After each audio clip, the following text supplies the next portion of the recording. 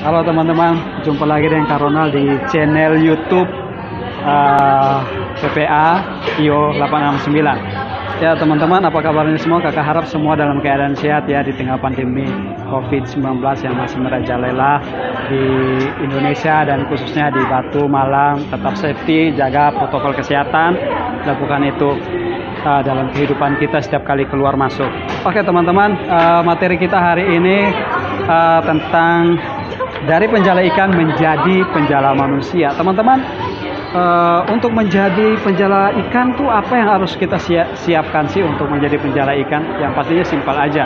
Seorang nelayan yang pastinya dia harus punya perahu yang pertama ya. Yang kedua jala. Jala itu apa? Jaring. Jala itu apa? Pukat.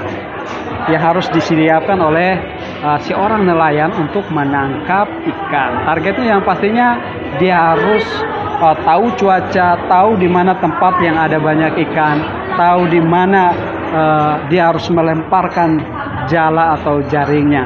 Maka poin yang pertama yang harus kita pelajari untuk menjadi penjala ikan teman-teman, yaitu belajar. Seorang nelayan dia tidak hanya langsung menjadi seorang nelayan.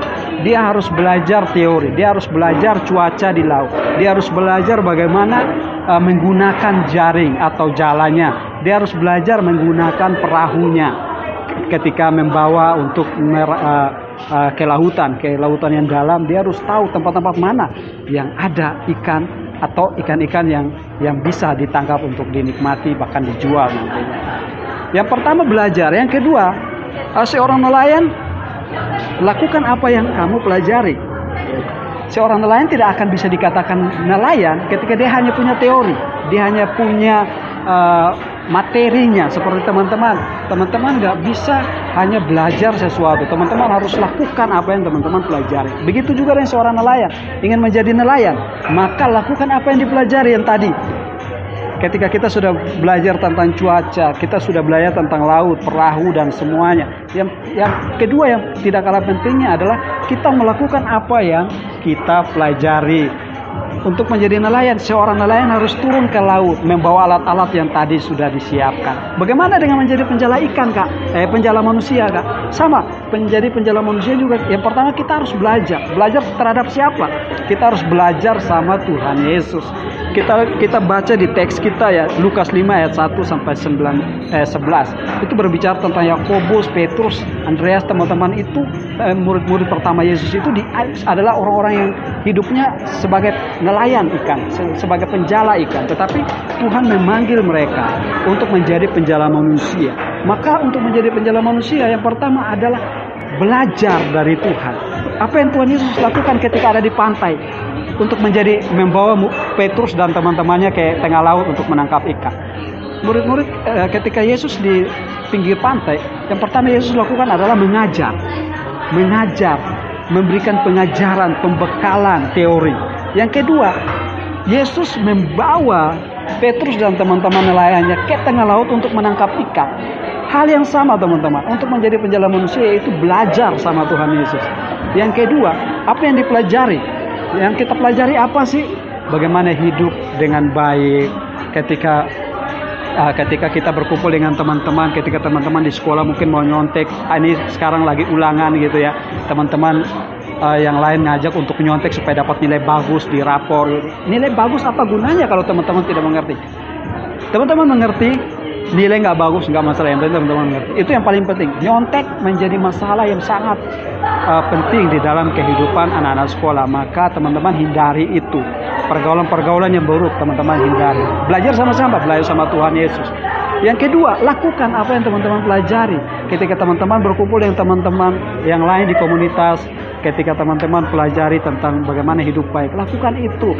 Ketika teman-teman melihat ada teman-teman yang lain yang membutuhkan pertolongan, teman-teman misalnya nggak bawa pensil pas ulangan, tidak bawa pena pas ulangan, teman-teman punya pena lebih, pensil lebih, pinjamin atau kita kasih aja untuk teman-teman kita yang membutuhkan. Menolong sesama yang membutuhkan, menolong bahkan bukan sesama, bahkan musuh sekalipun, kita tolong mereka, kita mengasihi mereka, mengayomi mereka, mengajarkan hal-hal yang baik. Ketika teman-teman kita salah jalan, kita mengajarkan, menolong mereka, membangun iman.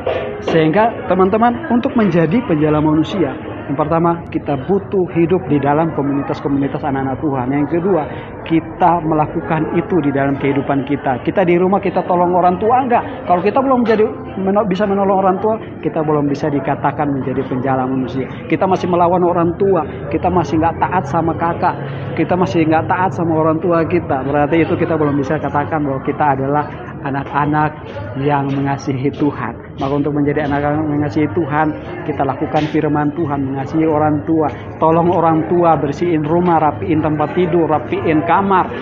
Itu salah satu ciri khas untuk kita hidup mengasihi Tuhan dan mengasihi sesama. Oke teman-teman, itu saja yang bisa kakak sampaikan untuk menjadi penjala ikan dan penjala manusia. Mari kita belajar yang pertama, yang kedua mari kita lakukan apa yang kita pelajari. Oke, baik, kita berdoa ya untuk materi kita hari ini. Mari kita berdoa. Tuhan Yesus, terima kasih, bersyukur kalau Tuhan boleh menolong kami semua.